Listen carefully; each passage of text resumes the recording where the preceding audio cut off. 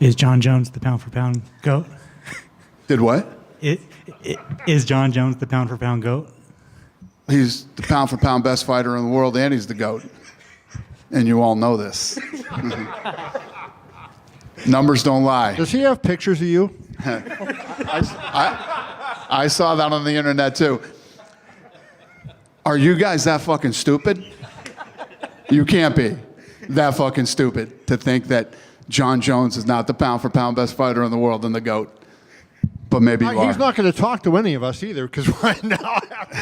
What do you mean?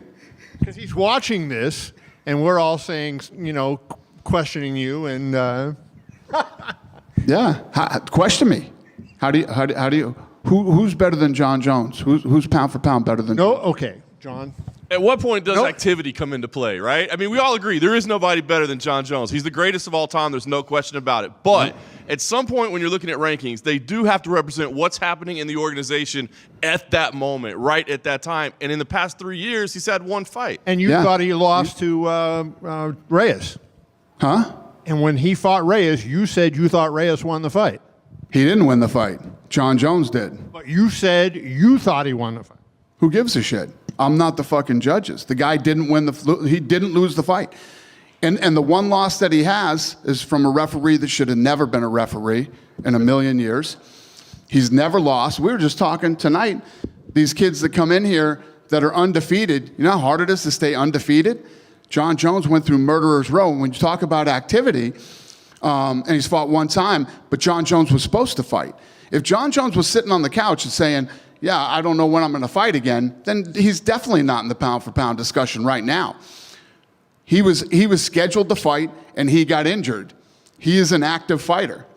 He is absolutely an active fighter. And when you talk about pound for pound, and I don't want to shit on any of my other guys, but who is it right now? Islam? Islam, many people believe, lost to the guy who's a weight class below him. Is that how pound for pound works? Many people, including people in this room. But he got the win. It doesn't matter what we say. You're absolutely right. But he fought a weight class down. He fought a weight class down. John Jones fought a weight class up. And let me tell you what, when all the guys were in there, you had the John Jones, the Anderson Silvas, and the George St. Pierres. I know who wanted to fight who and who didn't want to fight who. And John Jones has always been willing to fight everybody. You know what I mean? The only real mark with me, with John Jones, it was his fucking team that he was with at that time, who I could tell you 50 fucking stories about. The Chael Sonnen fight. When they were refusing to fight Chael Sonnen. You know what I mean?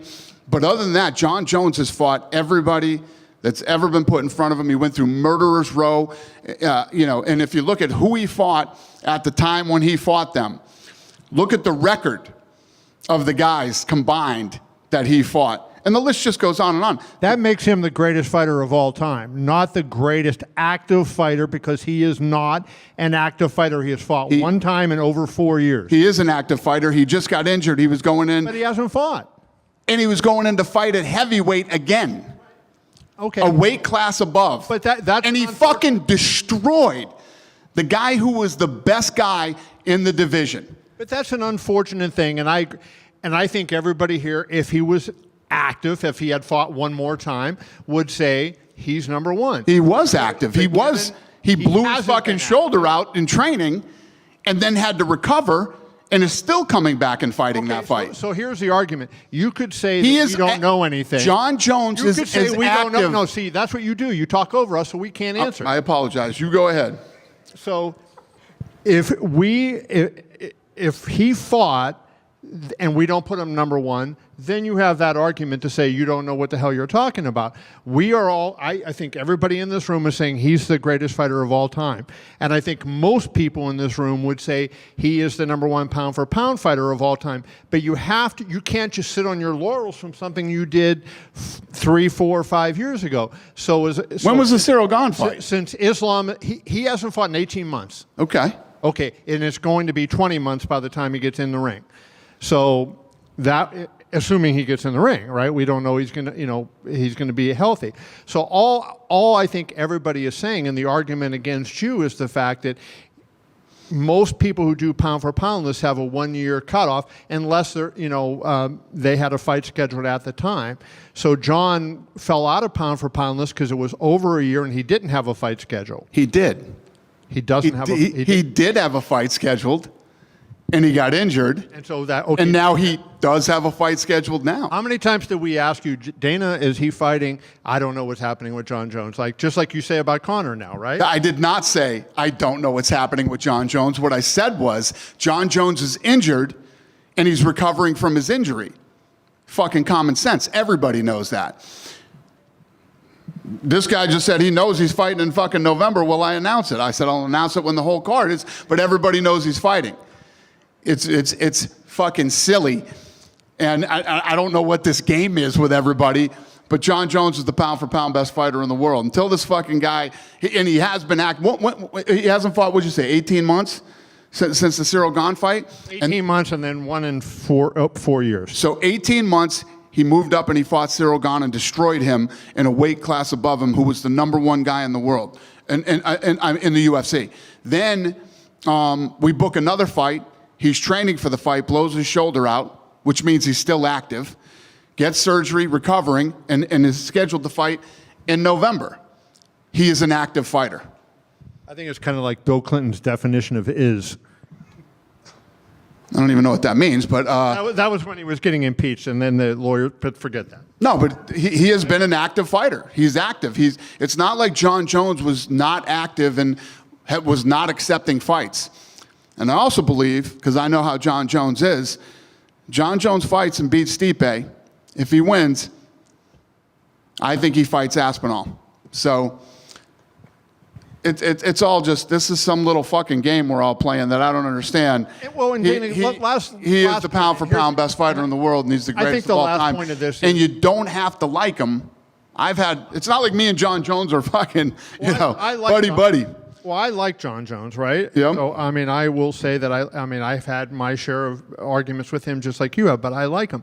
But I think the last thing is, too, who he is fighting, right, coming up. So everybody in this room thinks Aspinall is more highly rated than Stipe at this point. Stipe's reputation is fantastic, but he has not won a fight since he beat DC in 4 years. So that also plays into it. Partially a factor when you have a guy like Aspinall knocking Sergey Pavlovich out in a minute, Curtis Blades in less than a minute, et cetera, et cetera. Yeah, that's just me. No, I don't disagree with you. But here's the flip side to that. So what do? A guy who's looked at as the greatest heavyweight in the UFC, right? This fight set up. John Jones gets hurt. Not his fault. He has to wait and go back into fucking training camp again. He was training.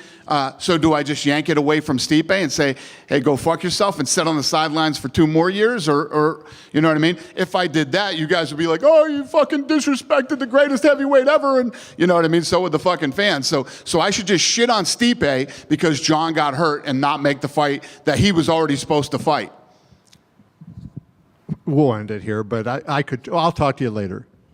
What? Okay, then the answer to that would be you should have had Stipe fight Aspinall or somebody else, right? In the interim, because how do you qualify for a title shot when you have not fought since 2021 and you lost that fight? How do you qualify for a title shot sitting out for over 3 years and just sitting on the sidelines waiting when you're trying to say who is the best fighter in the world? Should you not be active and be competing and be beating?